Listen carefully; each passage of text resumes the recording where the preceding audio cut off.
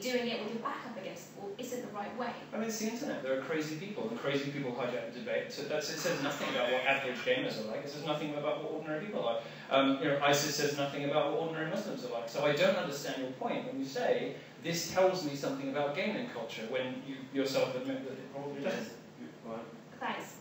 It says something about a group within that context, within that ISIS group. Is within Islam. So, no, I completely understand what you're saying, but still, it's a ridiculous analogy. It's not really, because if you, by extension, if we're having a debate at the moment between all of us in all countries around the world about whether it is Muslim clerics or, I mean, this is going a completely different angle, by the way, guys. I wasn't expecting this, but the point is that people who are within a certain group are expected to kind of be responsible for that group. And the problem I have isn't with the tropes in games. I don't have a problem with that. I think within that genre, if it's accepted, that's great. But even if a minority is coming out within that group that says you should die for having this opinion, then that needs to be discussed. So how do you police the third-party trolls who are responsible for the vast majority of death threats and rape threats? They're third-party trolls who just want to screw up with everybody. I mean, how do you address that? I mean, these people aren't part of Gamergate. They're not gamers. When you, in addition, add the fact that most of the women who have claimed to have had rape and death threats, their stories unravel very quickly when you start looking into the claims that they've made. They simply don't bear scrutiny, and many of these women have financial interests in the claims that they make. Every single one of them goes on a press tour about their threats, starts a Patreon, and gets an income solely and exclusively on the basis of the threats that they've received. Go ahead, yeah. Okay, well firstly, I would say that the fact that they've received threats at all is something that they obviously should be bringing attention to. But it's a question of debate, it's not a certainty.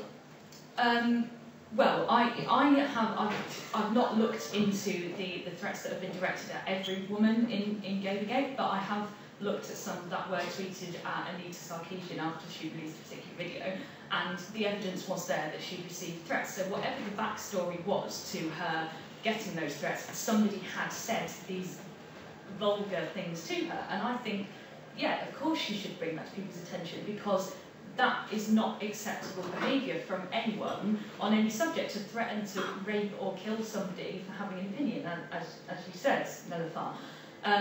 But the other thing that I noticed on the flip side is that the harassment also seemed to be coming from people that were against the Gamergate movement, directed at people who were supporting it. So I would say that I think that as well is utterly abhorrent behaviour, because both sides threatening each other is not going to start a debate. Why do you think no one reported on that? Going back to your point earlier about there being a kind of politically correct agenda in the press, I have to say I do agree with you to a point on that, because for Zoe Quinn, for example, the developer who was... sorry? Yeah, she developed Depression Quest. Gamergate, in a nutshell, kind of kicked off because an ex-boyfriend of hers posted a blog about her cheating on him with a number of people, allegedly. She's a game developer? And she's a developer. Some of the people he accused her of sleeping with were writers at sites like Pogon and Kotaku. But all the press that she received in the main, in things like The Guardian and stuff, didn't bring up an issue, I've lost my words, harassment that it was thought that she may be behind against another venture. Yeah, she lied about me, and she lied to the Boston Police Department about me in a... James, did she lie about Milo? I had a look at that court document. Milo was reported to have been associated with a group of people that harassed women online. What she specifically said was that I went on a live stream and I gave out her address and her phone number and provided links to her pornographic pictures. She's a former porn actress. This in your book? Well, it will be, yeah. And none of this was true. She's lied under oath in court in Boston about me, about other people. She claimed to a photographer 5 years ago that she'd stabbed a man in the face who was trying to rape her and killed him and not reported to the police. How reliable is she, James?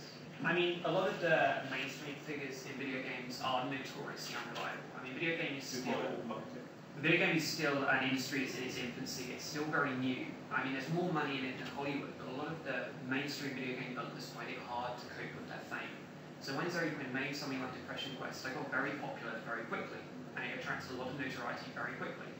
And sadly, what that happens is it produces a lot of drama. So I think what we've seen, certainly in the past with video games, is we see controversies like Gamergate. Gamergate is not the first controversy within video games, it certainly won't be the last. Like EA, the game developing EA, would they care about it? Yes, EA is a very, very controversial name in video games. It's a mainstream publisher which a lot of people feel pumps out low quality games for maximum profit. So all we really need to do, certainly from my point of view, is to instill within the video game community and within journalism ways to protect people against threats, because threats go both sides, harassment goes both sides. And I think if we take away anything from Gamergate, one thing should be that we need to protect both video gamers, journalists, and people who make the games as well. Like protect how? I mean, we need to ensure that game developers know that if you publish a game, you can get death threats, and we need to make sure that the people who play the games know that that's not okay. You know, it's pretty funny. I mean, people laugh about this, but it's a fact of being in public life. I at one point. It's a fact of being in public life, but it doesn't. It's not in the job description. Do you know what I mean? Sorry. I'm happy for you to. You know, the point is simple. It's why, oh why, if it's in its infancy, should this be an a priori? Why should it be something that we accept as being there before we actually start, or whether this industry develops or evolves? That's a really fundamental question. And when I say hostility, I don't just mean death threats, although I love that that's the only kind of example we use. Sort of false allegations. If Milo, this woman has done what you say she's done, then she's an ass, really. But she's broken the law, she should be in prison. But if we just expand it for just a little while, you know, if video gaming is in its infancy and it's going to continue to grow and it's going to have new markets everywhere, just from reading it briefly, then why would you accept the mistakes of other businesses and other industries? Why should that be acceptable? This has got nothing to do with video games. It's the nature of it's the nature of human beings. It might be ugly, it might not be ideal, but it exists precisely like this. It looks exactly like this in every other industry. Everywhere. It is a cost of being in public life. I get death threats every week. I don't go on a press tour about them and try and raise money off the back of them. The last death threat you got? Well, I had a syringe through the mail in a jiffy bag, just straight up the needle, not in anything, with clear liquid in it. I have no idea what was in it. I had to call the police. What was it? What? Well, I nearly tried it. I thought I was missing out on something fun, but you know, I had a dead. What do you think is the main audience that threatens you? Well, no way to know. Women, but probably feminist campaigners who think that me questioning, for example, another developer who's at the centre of this, Brianna Wu, who lied again about being driven from her home by death threats. She's a game developer. She wasn't driven from her home because every TV interview she gave throughout this period was in the same room, and that room was identified as her living room. She lied about being driven from home. Is she an unreliable character, like Milo said? I mean, a lot of people in video games are unreliable. Phil Fish is a very well-known video game developer. There was a documentary about him. He produced the game Fez, I believe, and he quit video games entirely. Why?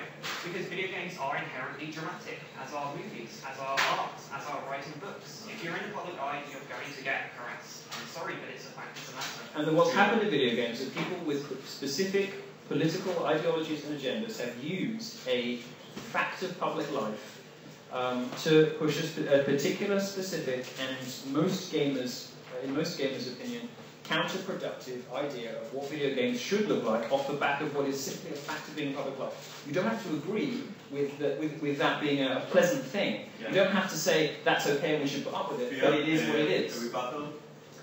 I think people the campaigns that you're talking about don't, somebody like Anita Sarkeesian may obviously want all of those kind of images and tropes to be removed from games, but I think many of her supporters actually don't want that kind of censorship to happen. It's just about pointing out that it's there and that it may be harmful, it may be encouraging the kind of minority that I think we've all agreed hijacks the Gamergate discussion to contribute towards that kind of hatred and misogyny that obviously does exist in some corners. Now, going back to your point about the issue being with the games press only covering that agenda, I think one of the problems with them covering the other side is that the people who are saying that there's an ethical problem, we don't need to get rid of these sort of tropes and images because they're enjoyable for men, there isn't one appointed, intelligent, eloquent spokesperson that can do that, because Gamergate is so faceless. It's something that started on message boards that, you know, if somebody could come forward and put forward an argument without including harassment and death threats, then yes, absolutely, I think that a rebuttal should be given a voice. I mean, feminist critic Well, Christina Hoff Sommers did. Christina Hoff Sommers, a feminist academic. Oh, she's one of the only women. She precisely did this. She addressed the criticism and concerns that any Sarkeesian made directly, and she explained why they were invalid. The response she got: death threats, rape threats. She had her Wikipedia page vandalized, and she, to imply that she was a sort of anti-feminist. Can you measure which side sent them more death threats? Absolutely, the anti-gaming side. Far worse things. People were swatted. Gaming supporters were swatted. They had the emergency services called to their houses. Which side sends more death threats and abuse? Far worse. It's very, very difficult. I mean, the nature of 4chan, 8chan, which is some of the internet message boards that these discussions have started on, is that they are anonymous or pseudonymous. So it's very, very difficult to understand how much harassment goes into it, who's the source of it.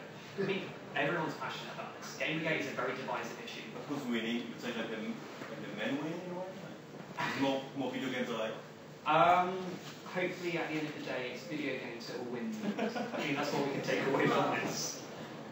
I saw an example in Anita's video where you use women as weapon, not just look at them wrecked, you just throw the women at the boss. That's a very specific example of a video game. You can use specific examples on every count. Milo, just to go back to something you said. You said these are a few people who are ruining it for the rest of us. That these guys are the exception and not the rule.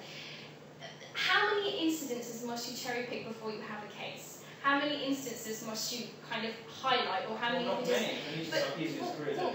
Well, okay, let's not then. But in terms of kind of just in terms of, you know, you can say, oh, but that's an exception. Oh, but throwing a woman as a weapon is an exception. Oh, but having to rape this woman to get to the next level is an exception. Oh, but this is just a trope. This is well, do you know what? In a sense, what I'm trying to say to you is,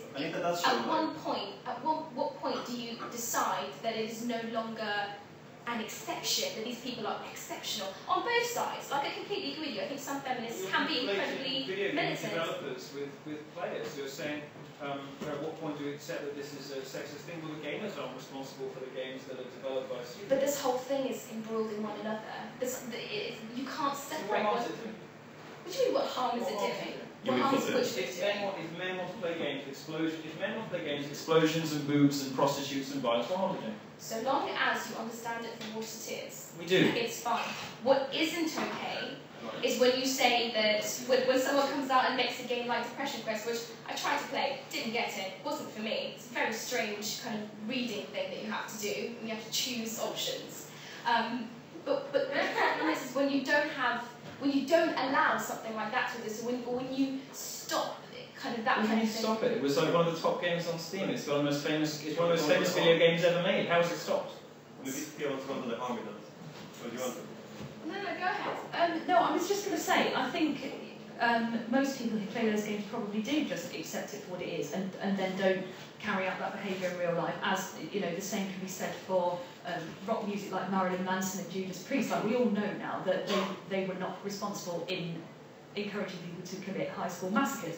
So I think the same is true in the main for games. But as long as there are still girls playing games who are being told things like you can't play because you're a girl and you don't know what the fuck you're doing, there is a problem there. Stop that on the playground as well.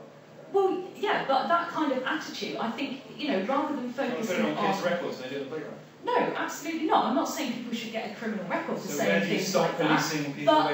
But I think it's more, rather than saying let's censor all these and get rid of these images, it's people's attitudes. Well, no, and I don't agree with that. You say I don't take it off the shelf. Right, well, I don't think we should be censoring everything that made us basically negative, but I do think there is an issue with people's attitudes if they're making comments like that. Is it a shout from the crowd? Do you want to shout?